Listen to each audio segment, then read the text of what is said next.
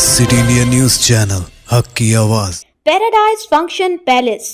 Paradise function palace महबूब chief minister Revanth Reddy और deputy chief minister Mallu भट्टी कुमारका ने दिल्ली में वजीर आजम नरेंद्र मोदी से मुलाकात करके मुख्तलिफ अहम उमूर पर तबादला ख्याल किया। रियासत में तश्कील हुकूमत के बाद रेवंत रेड्डी ने पहली मरतबा वजीर आजम से मुलाकात के दौरान इन्हें रियासत की माशी सूरत हाल और मरकजी हुकूमत से वसूल तलब बकायाजात के मुताल्लिक़ वाकिफ करवाते हुए मुख्तलिफ स्कीमात के तहत अदाशुदनी रकूमात की फौरी अदायगी के लिए नुमाइंदगी की। चीफ मिनिस्टर और डिप्टी चीफ मिनिस्टर तेलंगाना ने वजीर आजम मोदी को 20 नुकात पर मुश्तमिल याददाश्त पेश करते हुए इन मसाइल को हल करने की अपील की। रेवंत रेड्डी ने तेलंगाना की सूरत हाल में नए प्रोजेक्ट्स के अलावा दीगर हल तलब मसाइल के मुताल्लिक़ वाकिफ करवाया। बताया जाता है कि रेवंत रेड्डी ने वजीर आजम से मुलाकात में रियासती माशी हालत को बेहतर बनाने, फौरी अदाशुदनी रकूमात की इजराई अमल में लाने पर जोर दिया है।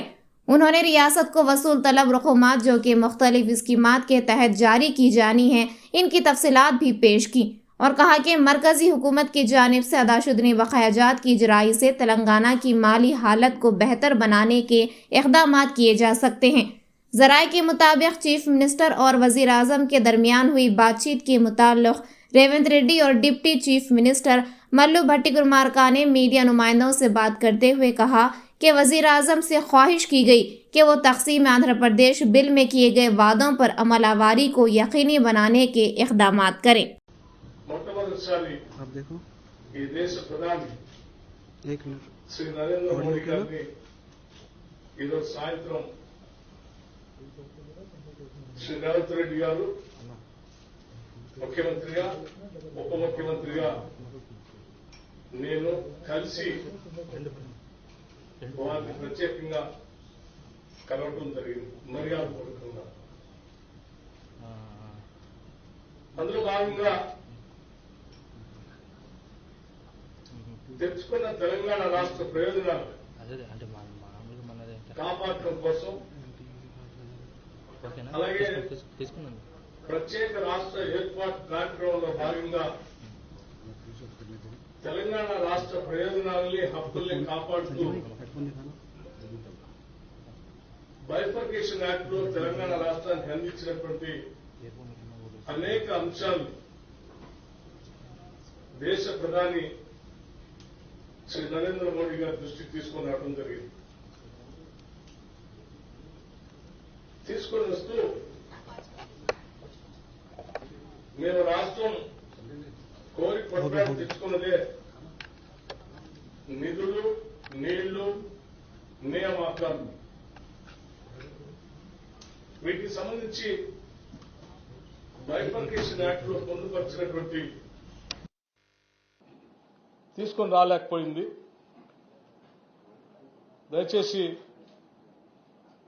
మేము మిమ్మల్ని కలుస్తూ ఆ అంశాలన్నింటినీ త్వరితగతిన తెలంగాణ రాష్ట్రానికి అందించవలసిందిగా వారికి విజ్ఞప్తి చేయడం జరిగింది। అందులో భాగంగా ప్రధానంగా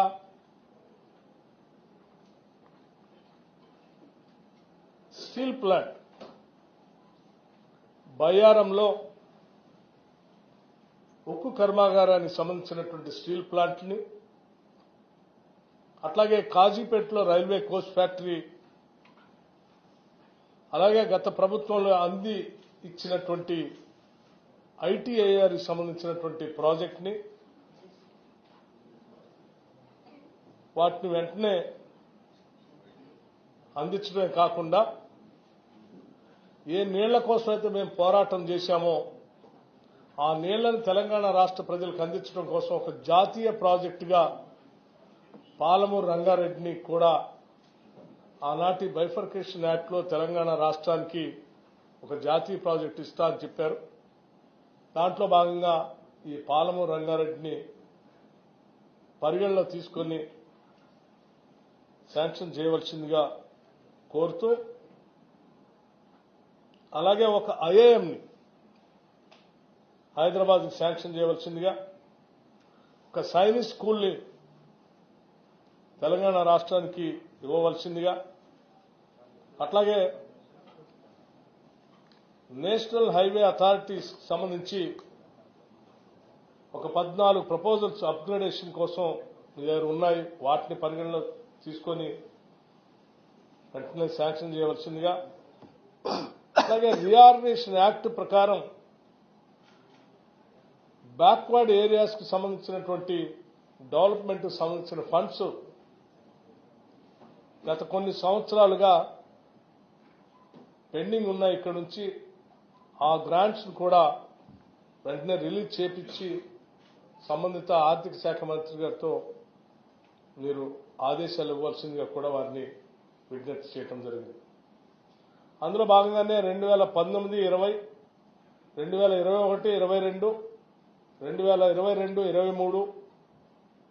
2023, 24 సంబంధించి దాదాపు ఒక 1800 కోట్లు దాని పెండింగ్ ఉన్నాయి. వాటిని కూడా రిలీజ్ చేయమని అడిగాం. ఎందుకు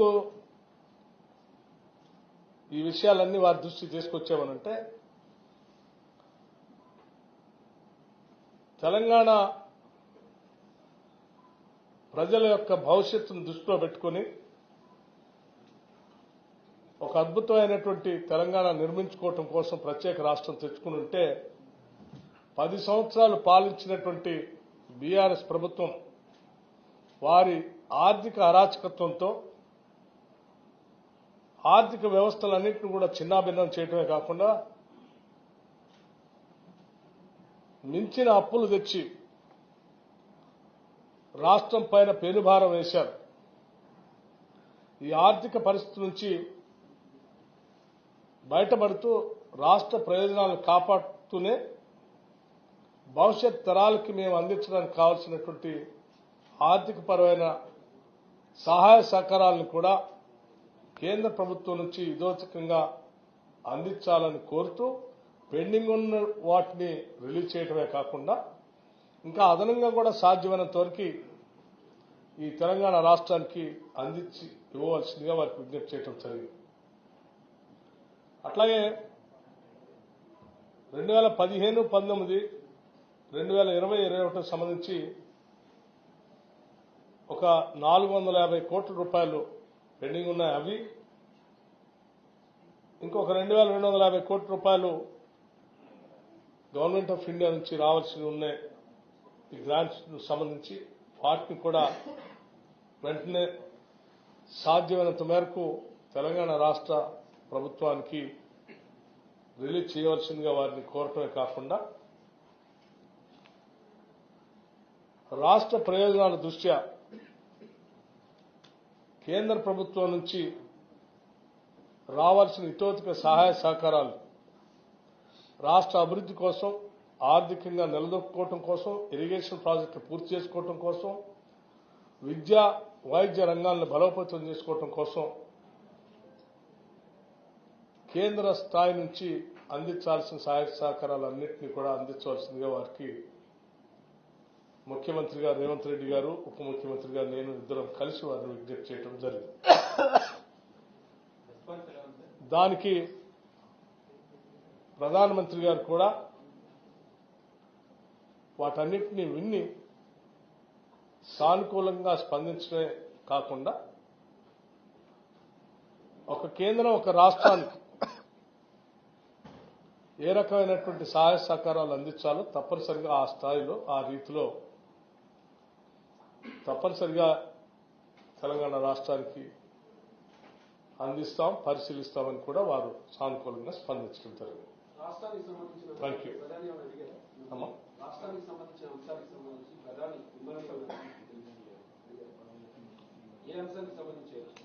సో నేను చెప్పినటువంటి అంశాలకు సంబంధించి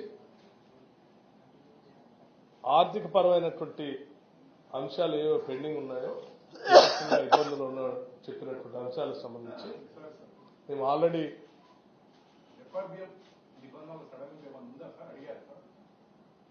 నిబంధనలు సడలించమని కానీ లేకపోతే ఇతరత్ర ఏ రకమైనటువంటి పర్మిషన్స్ గురించి కానీ మేము అడగలేదు. నేను చెప్పిందల్లా రాష్ట్ర ప్రభుత్వానికి కేంద్ర ప్రభుత్వం నుంచి రావాల్సినటువంటి గ్రాంట్స్ ని, పెండింగ్ ఉన్నటువంటి అంశాలని బైఫర్కేషన్ యాక్ట్ లో మాకు రావాల్సినటువంటి ఆ యాక్ట్ ద్వారా పెట్టినటువంటి హక్కుల్ని వాటితో పాటు అదనంగా కొన్ని అంశాలని రాష్ట్ర ప్రయోజనం దృష్ట్యా అడిగాం. వాటికి సంబంధించినటువంటి కార్పొరేషన్ రుణాలు ఎఫ్ఆర్బిఎం పరిమితిలో ఉండడం వల్ల మీకు రాష్ట్రానికి రావాల్సిన రుణాలు రాకుండా పోతాయి కదా, ఇది మీకు ఇబ్బంది కదా, ఇది ముఖ్యమైన అంశం. రాష్ట్ర ఆర్థిక పరిస్థితి గురించి తోచికంగా ఉన్న సమాచారం మొత్తం వారికి అందించాం. శ్వేతపత్రాన్ని రాష్ట్ర శాసనసభలో ప్రవేశపెట్టామన్నటువంటి అంశాన్ని కూడా వారి దృష్టికి తీసుకొచ్చాం. మొత్తం ఉన్న వ్యవస్థని ఈ రోజు తెలంగాణ రాష్ట్రం ఎక్కడ నిలబడినటువంటి అంశాలను కూడా వారి దృష్టికి తీసుకొని వచ్చాం. చెప్పిన తర్వాత దానికి సంబంధించి ఈ రాష్ట్ర ప్రయోజనాలను కాపాడటానికి ఒక కేంద్ర ప్రభుత్వంగా రాష్ట్ర ప్రభుత్వానికి చేయవలసినటువంటి సహాయ సహకారాలన్నింటినీ అందించవలసిందిగా వారిని కోరాం. వారు సానుకూలంగా స్పందించారు. దాన్ని మేము లెక్కలతో సహా రాసి ఇచ్చాం. దానికి సంబంధించిన రిప్రజెంటేషన్ కూడా వారికి రాతపూర్వకంగా కూడా అందించడం నమ్మకం ప్రధాని కలిసిన తర్వాత కలిగిందంటే తెలంగాణ ప్రభుత్వానికి రాబోయే రోజుల్లో సహకరిస్తారనేటువంటి ప్రధాని సహకరిస్తారనేటువంటి నమ్మకం మీ భేటీ తర్వాత కలిగింది. ఒక రాష్ట్రానికి కేంద్ర ప్రభుత్వం ఏ రీతిలో సహాయ సహకారాలు అందించాలో ఆ రాష్ట్ర పురోగతికి మీరు అడిగినటువంటి అంశాలను తప్పనిసరిగా సానుకూలంగా పరిశీలించి స్పందిస్తారని ప్రధానమంత్రి గారు చెప్పారు.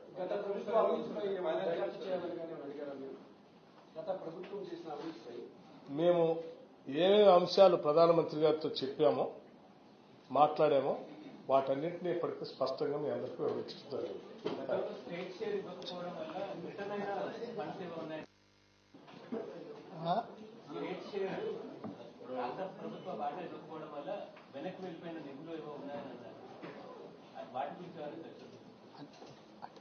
అన్ని రకాల నిధుల మీదనే చర్చ చేసినాం. వాటికి సంబంధించిన రకాల శాఖలలో రకరకాల నిధులు ఉన్నాయి. ఎగ్జాక్ట్ నెంబర్ అనే కంటే